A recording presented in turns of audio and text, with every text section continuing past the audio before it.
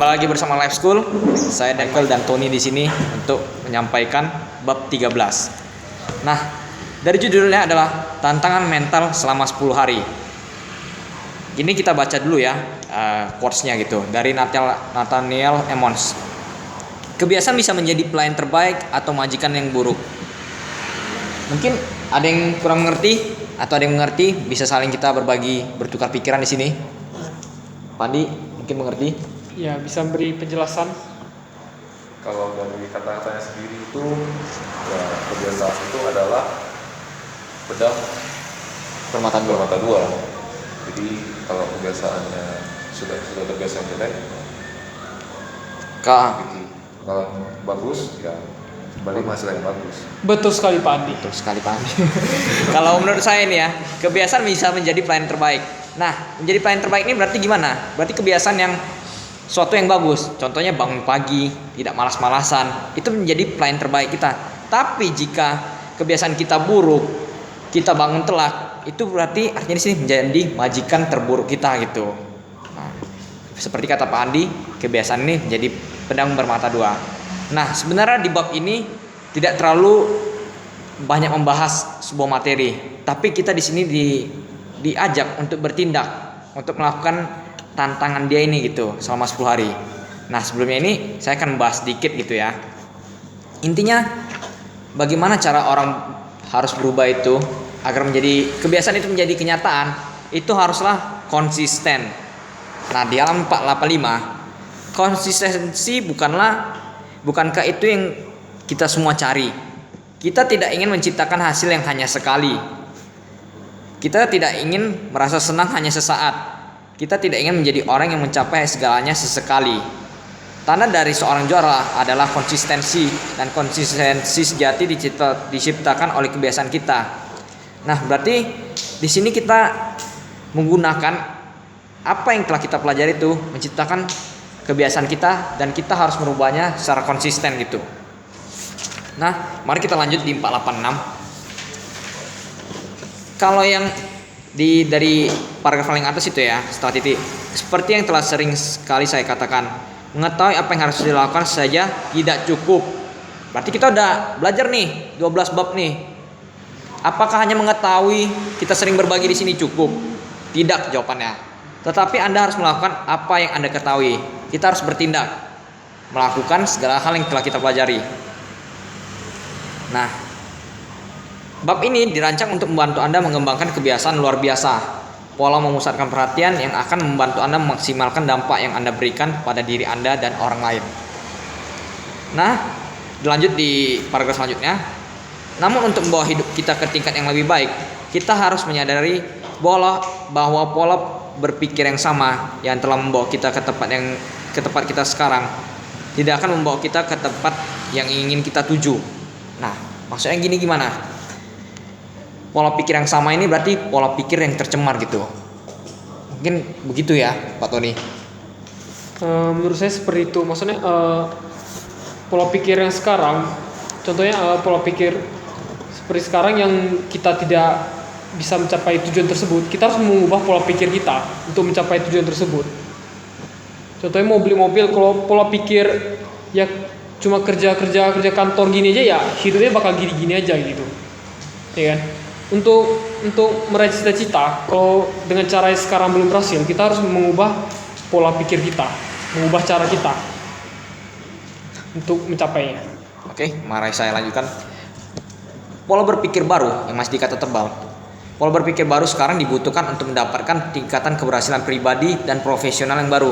Berarti kita di sini ngajak nih untuk mengubah pola pikir kita yang dulunya tercemar gitu kan, menjadi suatu kebiasaan yang baru, suatu kebiasaan yang profesional gitu, sehingga mencapai yang kita inginkan.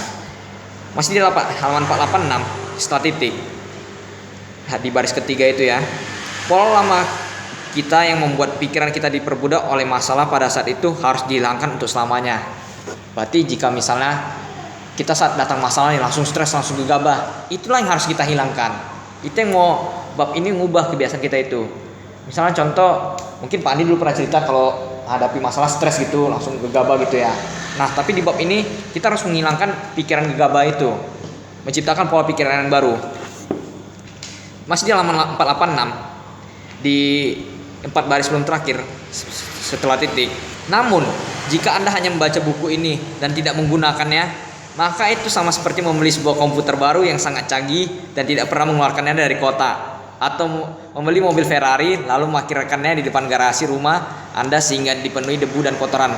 Jadi untuk apa pelajaran-pelajaran yang kita telah pelajari gitu? Kalau tidak kita praktekkan gitu. Intinya sih apa yang kita pelajari di buku ini kan harus kita praktekkan, bukan hanya datang untuk mendengar gitu kan. Kalau kayak gitu bagus nggak usah datang gitu maksudnya. Ya. Ya. Saya setuju tuh, betul.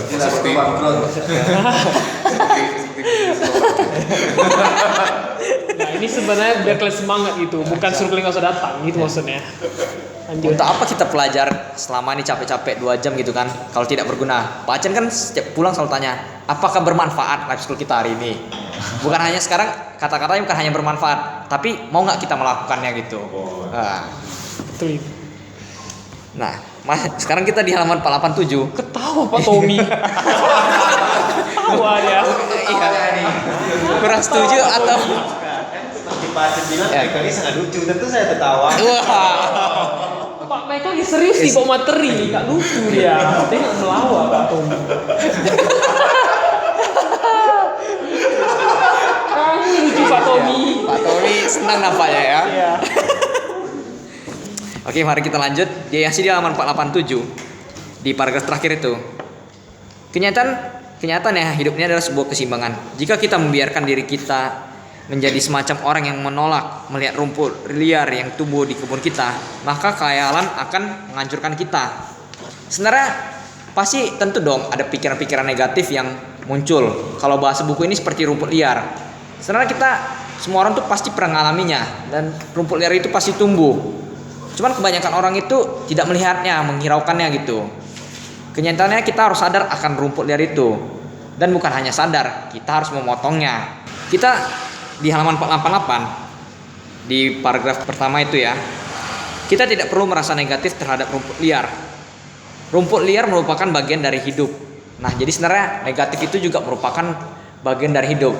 Bukan berarti Anda merasa negatif lalu menghancurkan Anda gitu. Saat saya misalnya kalau depresi melihat ini hancurkan, tapi harus kita pangkas pikiran depresi kita itu. Harus kita pangkas rumput-rumput liar yang ada di pikiran kita. Kita harus melihatnya, mengakuinya, memusatkan perhatian pada jalan keluar, bukan terpuruk.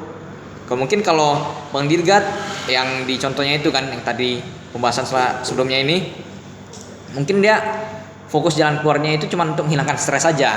Tapi sebenarnya fokusnya itu mencari jalan keluar biar masalah ini selesai gitu, bukan hanya stop sampai stres ini hilang, itu rasa tidak senang ini hilang gitu.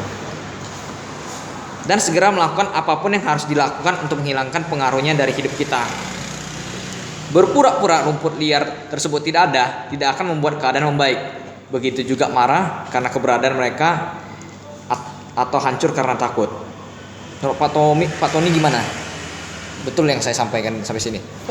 Untuk yang rumput liar ini bisa diumpamakan seperti tekanan nggak ya, Kuacan? Bisa. Ya kan, tekanan kan. Di sini kan ada bilang rumput liar ini merupakan bagian dari hidup. Kita harus melihatnya, mengakuinya, memusatkan perhatian pada jalan keluar, dan segera melakukan apapun harus dilakukan untuk menghilangi pengaruhnya. Jadi kok kayak tekanan tuh kita tuh harus seperti di bab sebelumnya dijelasin, kita harus bisa menganggap tekanan sebagai teman kita gitu, bukan sebagai musuh kita gitu. Jadi ibarat lumpur liar itu sama kayak tekanan gitu. Tapi harus kita pangkas pada akhirnya gitu kan, harus Iya. kita ubah jadi kebiasaan yang baik. Benar. Di halaman 488 masih di baris keberapa ini? 1, 2, 3, 4, 5, 6. Berarti 9 baris Dari paling bawah. dari paling bawah. Kecuali Anda ingin hidup dengan selalu menanggapi dunia setiap kali muncul masalah, maka Anda harus mengingat bahwa masalah tersebut sebenarnya bagian penting dari hidup gitu. Jadi masalah ini adalah suatu proses pembelajaran gitu.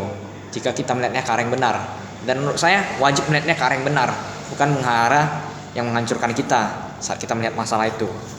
Masih di halaman 488 di paragraf terakhir itu, setelah titik, kita harus dapat melihat kapan kita mulai bersikap negatif, bukannya menyalahkan diri kita sendiri dan tenggelam dalam sikap tersebut itu. Mungkin jika saya depresi gitu kan, Mungkin kalau dulu saya melihatnya saya selalu depresi, saya orangnya ini hancur gitu. Selain itu nggak boleh, itu harus diubah gitu. Tetapi hanya menghilangkan sikap tersebut begitu Anda menemukannya dan menggantinya dengan benih keberhasilan mental, perasaan tubuh, keuangan, spiritual, dan profesional yang baru. Sampai sini ada yang kurang mengerti atau ada yang ingin menambahkan? Bagus, ada yang ingin menambahkan? Ya Pak Agus belum pernah ngomong kayaknya. Iya. Jadi kalau tentang di sini, jadi setelah kita mengubah pemikiran kita tentang hal-hal negatif itu, kita harus seperti yang saya baca di bab kita baca di bab NNC bab 6 yang masalah, kita harus membuat kebiasaan baru. Itu kebiasaan baru yang dimaksud di sini mungkin kita lebih menguatkan mental, perasaan, tubuh, keuangan, spiritual, dan profesionalitas kita yang baru. Saya tangkap saya itu sih. Masih betul sekali kata Pak Agus. Soalnya sangat berkaitan dengan halaman 489 ini. Anda harus memutuskan apa yang ingin diinginkan. Yang seperti Pak Richard pernah bahas. Langkah pertamanya, Anda harus menemukan daya ungkit untuk diri Anda sendiri untuk mengubah itu. Berarti ini kita disuruh mengubah kebiasaan kita gitu, mengubah pola pikir dan kebiasaan kita. Mengganggu sikap Anda yang membatasi gitu. Nah, ini merupakan langkah-langkahnya gitu. Tapi tidak hanya sampai di sini gitu. Di sini saya mau langsung ke intinya. Kita diajak tuh untuk ditantang selama 10 hari ke depan di halaman 490 yang di bold itu. Selama 10 hari ke depan, mulailah sesegera mungkin. Berkomitmenlah untuk mengendalikan secara penuh semua mental dan emosional Anda. Berarti kita di sini diajarkan, ditantang untuk mengendalikan emosional kita, pikiran kita gitu, mental kita terhadap suatu masalah, terhadap suatu kejadian itu seperti apa. Dan dengan memutuskan sekarang bahwa Anda tidak akan menuruti atau tenggelam dalam pikiran atau emosi yang tidak berguna selama 10 hari berturut-turut. Terkadang kan orang hadapi masalah langsung, waduh, saya stres nih, saya panik nih. Nah, itu yang tidak diinginkan. Itu yang ditantang agar kita dapat berubahnya selama 10 hari ke depan. Nah, dia di halaman 491 yang di sebelum paragraf kedua itu. Namun kenyataannya perasaan khawatir selalu membuat seseorang berada dalam keadaan emosional yang sangat tidak berguna. Perasaan ini biasanya tidak mendorong kita untuk bertindak, tetapi cenderung menyebabkan kita kewalahan dengan perasaan frustasi atau takut. Menurut saya ini betul sekali kalimatnya. Kalau kita terlalu panik gitu, malah yang ada kita makin frustasi. Semakin dulu contohnya itu kayak kita mengendari mobil gitu kan. Kita udah kehilangan loss nih akan kendali mobil nih. Tapi kalau kita membayangkannya terus ke arah dinding yang buat kita hancur, ya itu hasil kita gitu. Makin frustasi, makin hancur. Tapi kalau kita ke arah yang berlawanan ya, membawa arah keluar, kita akan lama-kelamaan mencapai solusinya gitu. Nah, di halaman 492 yang di paragraf tebal itu, ingatlah bahwa tujuan kita bukanlah mengabaikan masalah hidup, tetapi menempatkan diri kita dalam keadaan mental dan emosional yang lebih baik, sehingga kita tidak hanya mendapatkan jalan keluar, tetapi menindaklanjuti jalan keluar tersebut. Mereka yang memusatkan perhatian pada apa yang tidak bisa mereka kendalikan akan terus merasa tidak percaya diri. Benar Pak Tony, Bapak ini. Benar Pak Michael. Jadi di sini sih maksudnya itu kan, dia ini mengajari kita pada saat kita ada masalah dalam hidup kan, masalah dalam hidup, dia ngajari kita bagaimana kita tuh menempatkan diri kita, ya kan. Kebanyakan orang contohnya ada masalah dia frustasi, khawatir kan, itu tuh sebenarnya kebiasaan yang buruk, yang tidak berdaya dan tidak menyelesaikan masalah. Yang paling benar tuh ya kita tuh menempatkan diri kita, mental kita, emosional kita, ya kan, tetap di positif, ya kan, sehingga kita bisa fokus terhadap masalah tersebut. Gimana cara menyelesaikan masalah tersebut gitu, mencari jalan keluarnya, bukan malah ke arah yang negatif gitu. Mungkin tuh Pak Michael. Oke. Tambahan sedikit ya. Ya. Biasanya kebanyakan orang kan mengabaikan masalah dalam hidup ya. Benar nggak? Benar. Apa yang terjadi? Makin hancur. Besar. Masalah itu membesar. Ya. Ada. Sementara aja dia mengabaikan, mungkin masalah itu nggak ada. Tapi biasanya Tuhan akan kasih dia selang beberapa hari atau berapa lama masalah itu muncul lagi itu aja gitu. Pikiran terus. Apa? Kepikiran terus masalahnya. Ya benar. Nah, Itulah sebenarnya tantangan Tuhan itu supaya dia bisa belajar menempatkan diri dia dalam keadaan mental emosional yang lebih baik gitu. Sehingga tidak hanya punya jalan keluar gitu loh, tetapi langsung tindak lanjutinya gitu. Biasa kayak itu dia lebih sukses gitu ya. Cuma sayangnya kebanyakan orang dia hadapi masalah itu dia pasti mengabaikannya itu. Pura-pura lumpur Rumput itu tidak ada gitu. Dia semakin pura-pura, rumput itu semakin tumbuh Tumbuh tinggi. di halaman dia. Makin terpuruk lah gitu ya bahasanya Pak Acep. Ya. Oke, bisa saya lanjut di halaman 492 ya. Di 8 baris sebelum yang terakhir, mengubah pusat perhatian saya, maka saya dapat lebih mengendalikan hidup saya dengan menghindari keadaan yang menimbulkan masalah dan segera memusatkan perhatian pada jalan keluar gitu. Berarti gini, kalau kita mengubah pusat perhatian kita gitu kan, yang dulunya mungkin stres terus, tapi coba mulai pikirkannya ke arah yang berlawanan gitu, arah solusi. Maka cepat atau lambat pasti kita kepikiran solusinya dan tidak terpuruk terus dalam masalah itu gitu. Dan tentunya saat kita mengubah pandangan kita, arah kita gitu kan, bukan masalah stres itu lagi, kita lebih mengendalikan hidup kita. Nah, di tantangan mental 10 hari ini, dia ingin kita dapat mengendalikan itu, bukan dikendalikan oleh keadaan gitu. Nah, di halaman 493 ada 4 aturan sederhana yang paling bawah ini ya. Sebelum ada gambar itu, ada 4 aturan sederhana tetapi penting untuk tantangan 10 hari ini. Jadi jika Anda melakukannya, ingatlah berikut. Menurut saya ini wajib kita lakukan gitu ya. Karena kita hanya dites selama 10 hari.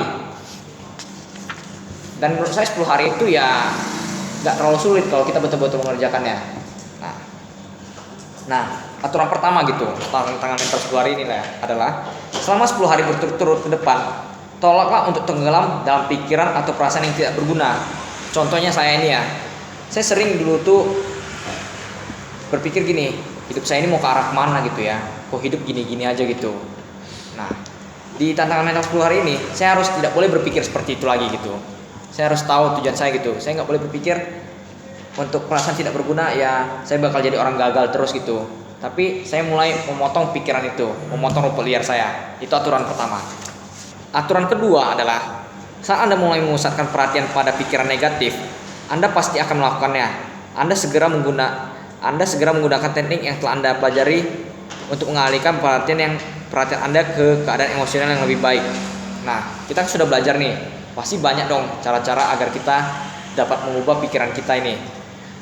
Nah, saat misalnya saya sudah mulai berpikiran saya ini orang gagal, saya mulai mengerangka ulang pikiran saya gitu. Tidak, saya ini orang yang berhasil gitu. Mungkin ini hanya sekarang dalam pikiran saya, tapi nanti 1 tahun ke depan saya akan menjadi orang yang lebih baik lagi gitu. Aturan ketiga adalah selama 10 hari berturut-turut ke depan, pastikan seluruh perhatian Anda dalam hidup terpusat pada jalan keluar dan bukannya pada masalah. Nah, mungkin kan saya selalu berpikir saya ini orang gagal gitu. Tapi sebenarnya apa yang menjadi masalah saya gitu? Kenapa saya berpikir saya ini orang gagal? Mungkin saya berpikir karena penghasilan saya belum cukup banyak gitu. Saya mulai pikir caranya gimana ya biar penghasilan saya banyak. Toh itu kan sudah menambah pikiran pertama. Terus pas nanti pikiran Anda tuh terangsang lagi gitu, cari jalan keluar lagi gitu. Semakin Anda fokus untuk jalan keluar, pasti jalan itu makin banyak gitu. Sepengalaman saya gitu ya. Dan aturan keempat, jika Anda kembali ke kebiasaan lama Anda, yaitu jika Anda mendapati diri Anda terseret atau tenggelam dalam pikiran atau perasaan yang tidak berguna, jangan menyalahkan diri Anda. Nah, saat kita gagal kan, misalnya selama 10 hari ini, mungkin hari ketiga kita tiba-tiba terpikir lagi untuk gagal. Nah, jangan Anda sesali bahwa Anda tuh orang gagal. Tidak, tolak pikiran itu jauh-jauh gitu.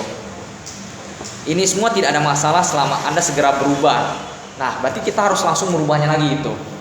Langsung berubah. Saya gagal nih. Oh, di halaman kelas 94, Pak Tommy. Kamu buat apa? Hah? Enggak, itu sudah. Tadi cuma lihat aja. Oke, saya lanjut ya. Misalnya kita udah mulai nih berpikir, wah, saya ini orang gagal, langsung mengubahnya gitu. Namun, jika Anda terus tenggelam dalam pikiran atau perasaan yang tidak berguna untuk jangka waktu yang lama, maka Anda harus menunggu sampai keesokan pagi ya, dan memulai 10 hari tersebut dari awal. Nah, jadi jika misalnya Anda tiba-tiba nih kan dalam 10 hari ini, hari keempat gitu, Anda mengalami pikiran Anda tidak bisa mengendalikan pikiran Anda gitu, berpikir terlalu stres gitu kan, jadi panik gitu. Anda tidak langsung bisa mengubah sesaatnya gitu. Mungkin Anda beri waktu kan, misalnya contoh dalam 10 menit. Kalau saya tidak berubah ya saya harus ulang lagi besok dari awal ini, pikiran-pikiran negatif ini. Nah, jujur saja saya udah cobanya gitu dan sulit gitu. Bagi orang mungkin saya lihat gampang gitu kan, gampang kok, cuman pikiran harus positif aja. Tapi jika itu Anda ada rumput-rumput liar yang udah tertanam kan, Anda jadi menyadarinya, loh ternyata susah juga ya.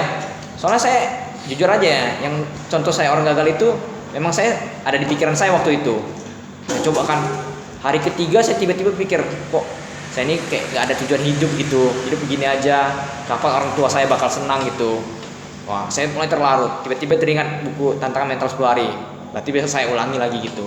Sampai Anda betul-betul menguasai 10 hari Anda dapat menguasai pikiran Anda selama 10 hari. Saat Anda betul-betul menguasai pikiran Anda, itu pasti akan mengubah kebiasaan Anda. Karena dari pola pikirlah tercipta kebiasaan gitu.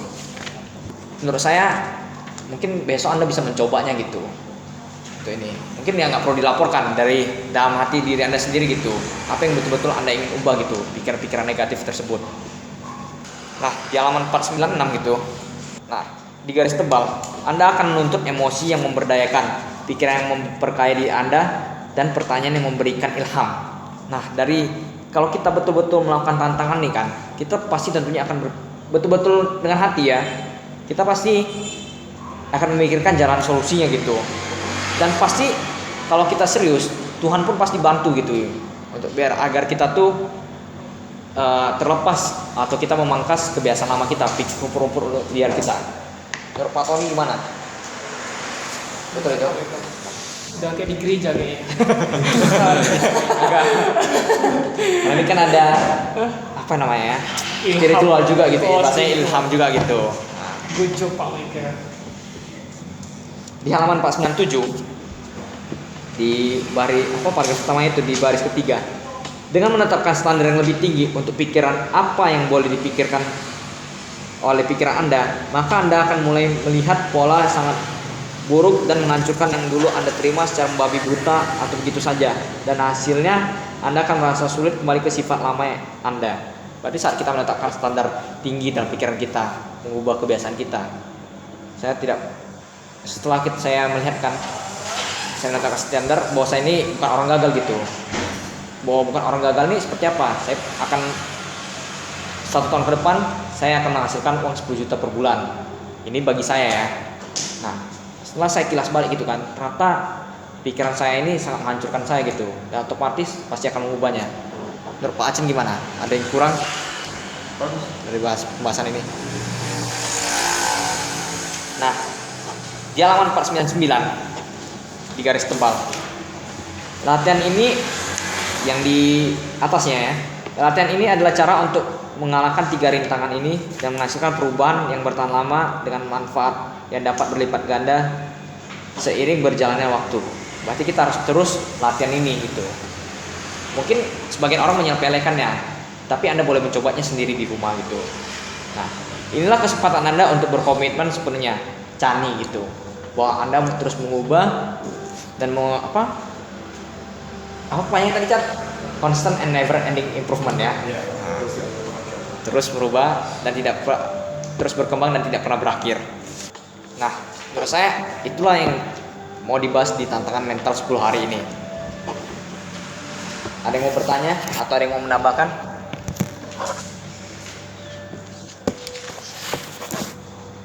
Pak Kevin gimana? Mengerti? Sangat mengerti Pak Mika. Ya. Mungkin Pak Kevin bisa sharing nggak sedikit? Ada rumput liar, salah satu rumput liar lah, contoh gitu dalam diri Pak Kevin gitu. Untuk dia saya sifat yang buruk gitu ya. Ya, contoh satu aja gitu. Mungkin malas gitu kan, malas bangun kerja gitu. Kalau soal kerja sih enggak, cuman mungkin pola makannya nggak teratur mungkin.